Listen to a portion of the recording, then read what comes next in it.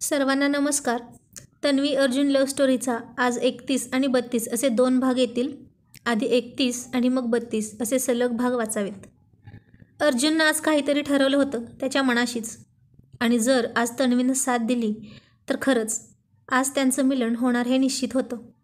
पण तो नेहमी असाच स्वतःच सगळं ठरवायचा आणि तिला कळायचं नाही की आता तो काय करणार आहे. तिच्यासाठी ते सरप्राईज असायचं, पण तिला ते मनापासून नको असायचं. तो मात्र तिच्याकडून अपेक्षा ठेवायचा. तिनं माझं मन ओळखावं असं त्याला कायम वाटायचं. पण त्याच्या मनातील ओळखायला दोघे एकमेकांच्यात इतके गुंतले नव्हते अजूनही. मनातलं सगळं ओळखता येण्यासाठी आधी एकमेकांच्या मनात घर केलं पाहिजे ना, आणि त्यासाठी मनानं एकरूप होणं गरजेचं आहे. एकमेकांशी सगळं शेअर केलं पाहिजे. संध्याकाळी एकत्र बेडरूममध्ये आल्यावर किती बोलू आणि किती नको असं व्हायला पाहिजे. पण अजून त्यांच्यात अशा भरभरून प्रेमाच्या गप्पा होत नव्हत्या.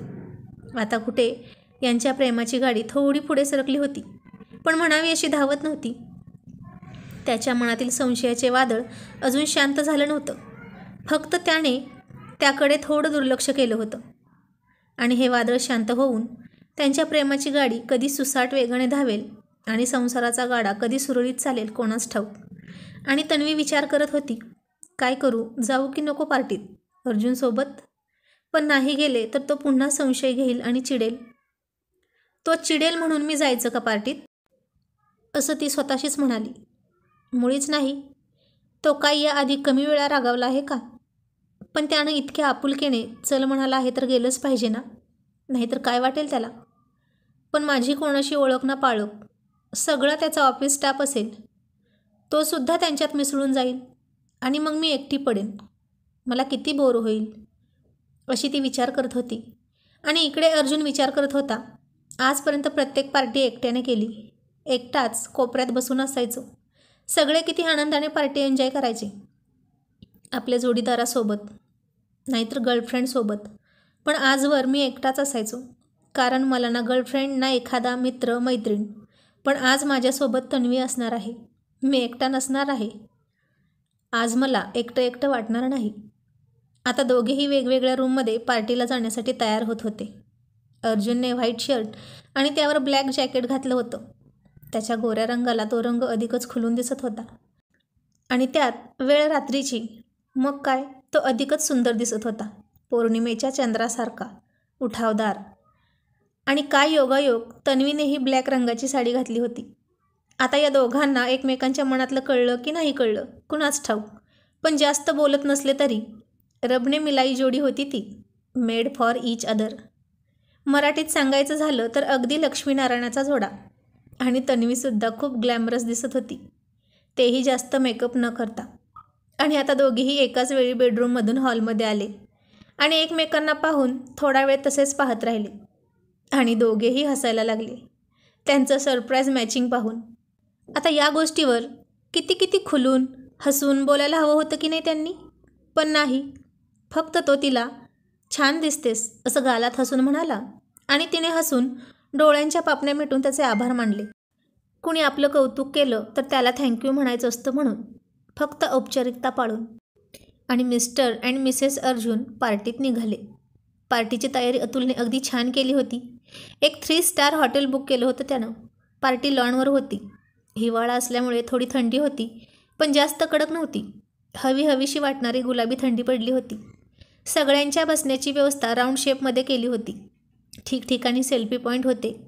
पूर्ण हॉटेलला लाईटिंग केलं होतं, आणि सोबत रोमॅन्टिक म्युझिकची व्यवस्थाही त्यानं केली होती. सगळे आले होते, पण ज्यांनी ही पार्टी दिली होती ते अर्जुन सर कुठे दिसत नव्हते. त्या दोघांना नेण्यासाठी दारात गाडी तयार होती, आणि अर्जुनने त्याच्या तन्वीसाठी गाडीचा दरवाजा उघडून बस असा मान झुकवून इशारा केला. आणि तो स्वतः गाडी न चालवता तन्वी आणि तो मागच्या सीटवर बसणार होते. आणि आज तन्वी पहिल्यांदा त्याच्या शेजारी गाडीत बसणार होती, आणि पहिल्यांदाच त्याच्यासोबत अशी बाहेर चालली होती. ती काहीशी संकोचून गाडीत बसली, आणि आत बसताना तिचा पदर गाडीच्या हँडलला अडकला, आणि तिला पदराला थोडी ओढ लागली. तसं तिच्या काळजात धस्स झालं, आणि तिने पटकन साडीच्या पिण्यावर खांद्यावर हात ठेवला. आणि अर्जुननेही त्याच वेळेस तिचा अडकलेला पदर काढण्यासाठी तिचा पदर धरला, आणि तिने मागे पाहिलं. आणि त्याच्या हातात तिचा पदर पाहून तिला खूप लाज वाटली. ती लाजून गोंधळून खाली बघू लागली. तसा त्याने तिचा पदर पटकन सोडला आणि हात झटकत म्हणाला, मी नाही. तो पदर, गाडी, हँडल असा तुटक तुटक बोलायला लागला. आणि त्याला असं गोंधळलेलं पाहून तिला त्याचं हसू आलं आणि ती मनात म्हणाली, इतकं का स्पष्टीकरण देतोय हा वेड्यासारखं. त्यानं नाही पकडला पदर हे कळलं की मला. आणि जरी पकडला असता तरी मी काय त्याला फाशी देणार आहे की काय. आणि ती पदर गुंडाळून सरकून सीटच्या मधोमध बसली आणि तिला वाटलं की तो ड्रायव्हर शेजारी बसेल. पण तो तिचा दरवाजा बंद करून गाडीच्या पुढून दुसऱ्या बाजूचा दरवाजा उघडला आणि तिला हसून म्हणाला, तन्वी जरा जागा देतेस का. आणि ती आणखीन अलीकडे सरकली. तो हसतच तिच्या शेजारी बसला आणि मनात म्हणाला, बायको असताना ड्रायव्हर शेजारी का बसायचं मी. आणि तिला पुन्हा खूप अवघडल्यासारखं वाटलं.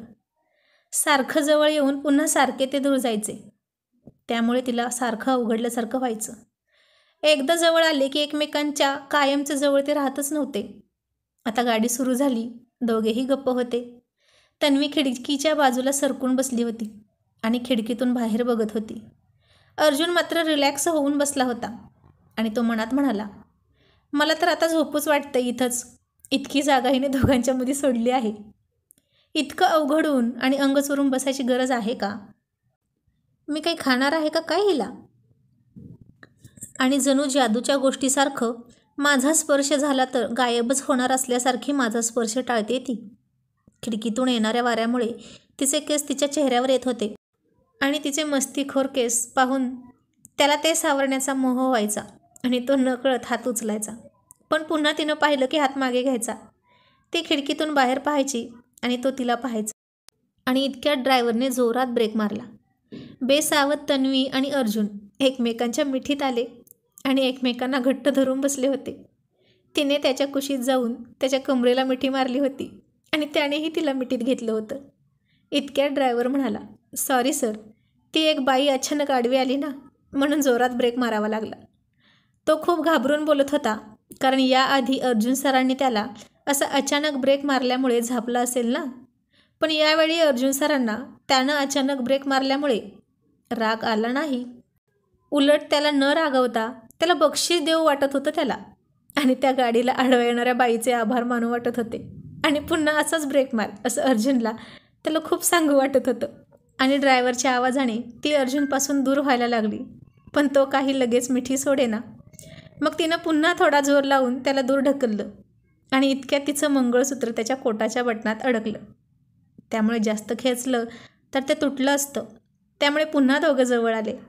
आता काय करायचं. तन्वीला धड त्याच्यापासून दूरही जाता येईना आणि धड त्याच्या जवळही जाता येईना. ती दोन्ही बाजूने अडचणीत सापडली. पण अर्जुन सर मात्र जाम खुश होते. आज सगळंच त्याच्या मनासारखं घडत होतं. ती प्रयत्न करत होती अडकलेलं मंगळसूत्र काढण्याचा आणि तो नुसता घरातल्या घालात हसत इकडे तिकडे पाहत होता. काहीच प्रयत्न करत नव्हता ते मंगळसूत्र सोडवण्यासाठी. आणि मग तीच म्हणाली, अर्जुन बघ ना जरा प्लीज, मला नाही निघत हे. आणि तो मनात म्हणाला, मग राहू दे की, तुला तरी कोण म्हणतंय काढ. आणि तो काहीच बोलत नाही म्हणून तिने त्याच्याकडे पाहिलं आणि थोडा मोठा आवाज करून म्हणाली, बघ ना हे काढ ना, नाहीतर तुटेल. मग अर्जुन मुद्दाम म्हणाला, मग तुटू दे की, घे खेचून. आणि तिनं रागाने त्याच्याकडे पाहिलं आणि चिडून म्हणाली, तुला नसेल काढायचं तर नको करू मदत, पण काहीही बडबडू नकोस. आता तिचे शब्द धारधार वाटत होते. नुसतं मंगळसूत्र तुटण्याच्या कल्पनेने ती चिडली होती हे त्याला कळत होतं. म्हणजे तिच्यासाठी हे नातं महत्त्वाचं नक्कीच आहे. आणि तो तिला समजावत म्हणाला, तू थांब, मी बघतो, मी करतो प्रयत्न. आणि तन्वीने तिचा हात बाजूला काढला आणि तो पुन्हा आगाऊपणा करत जोरजोरात त्या मंगळसूत्राची कडी हलवत होता. ते पाहून तन्वी त्याला ओरडली आणि म्हणाली, जास्त ताणू नको नाहीतर तुटेल. आणि तिचं हे बोलणं ऐकून तो मनात म्हणाला, मग तू काय इतकं ताणतेस आपल्या नात्याला. मी किती प्रयत्न करतोय तुझ्याजवळ येण्याचा, पण तू आपल्या नात्याला तुटेल इतकं ताणू नकोस प्लीज. जर दोघांनीही ताणून धरलं तर ते नक्कीच तुटलं असतं. पण आता अर्जुन ताणून धरत नव्हता. तो आता तिला समजून घेत होता. आणि ती त्याला म्हणाली, राहू दे बरं, किती जोरात ओढतोस तू, तुटलं तर. नाजूक आहे ना ते. शी, किती रॅश वागतोस तू. आणि तिच्या या वाक्यानं त्यानं तिच्यावर केलेली जबरदस्ती त्या दिवशीचं त्याचं तिच्यासोबतचं रॅश वागणं त्याला आठवलं आणि तिला असं रॅश वागणं आवडत नाही हे त्याला कळलं आणि तो मनात म्हणाला, आपलंही नातं असंच या मंगळसूत्रासारखं नाजूक आणि हळवं आहे. तू जितका प्रयत्न हे मंगळसूत्र तुटू नये म्हणून करत आहेस तितकाच प्रयत्न मी आपलं नातं अजूनच घट्ट आणि सदाबहार व्हावं म्हणून करणार आहे. आता तो तिच्याकडे फार प्रेमळ नजरेने पाहत होता आणि कसं तरी तिनं एकदाचं ते मंगळसूत्र अलगद त्याच्या कोटाच्या बटनातून सोडवलं आणि हसून म्हणाली, बघ, असं हळूवार अलगद सोडवायचं असतो गुंता. आणि तिच्या हसऱ्या आनंद्या चेहऱ्याकडे पाहून तो पुन्हा मनात म्हणाला, किती बरं झालं असतं ना आपल्याही नात्यातील गुंतासुद्धा असाच अलगद सुटला असता तर. पण मंगळसूत्र जरी तू सोडवलं असेल तरी आपल्या नात्यातील गुंता मात्र मी सोडवणार, तोही आज. तुझ्या मनात नक्की काय आहे हे आज मला कळलंच पाहिजे. आणि इतक्यात गाडी हॉटेलसमोर थांबली. अर्जुन त्याच्या विचारातून बाहेर आला आणि त्यानं खाली उतरून तन्वीचा दरवाजा उघडला आणि तन्वी काहीशी संकोचून खाली उतरली. अशा कित्येक पार्ट्या तिनं केल्या होत्या, पण आजची पार्टी जरा वेगळीच होती. अर्जुनला तर वाटत होतं की तिच्या हातात हात घालूनच पार्टीत एंट्री करावी, पण त्याला तसं करता येणार नव्हतं कारण तन्वी यासाठी तयार नव्हती. आणि इतक्यात अतुल आला आणि म्हणाला, गुड इव्हिनिंग सर आणि मॅडम, तुमच्याच पार्टीत तुमचं स्वागत आहे. अर्जुन सर आणि मॅडम आणि तन्वी त्याच्याकडे पाहून थोडी हसली आणि अर्जुन आणि तन्वीचा मॅचिंग ड्रेस पाहून अतुल मनातल्या मनात म्हणाला, खूपच क्लोज मामला दिसतोय यांचा.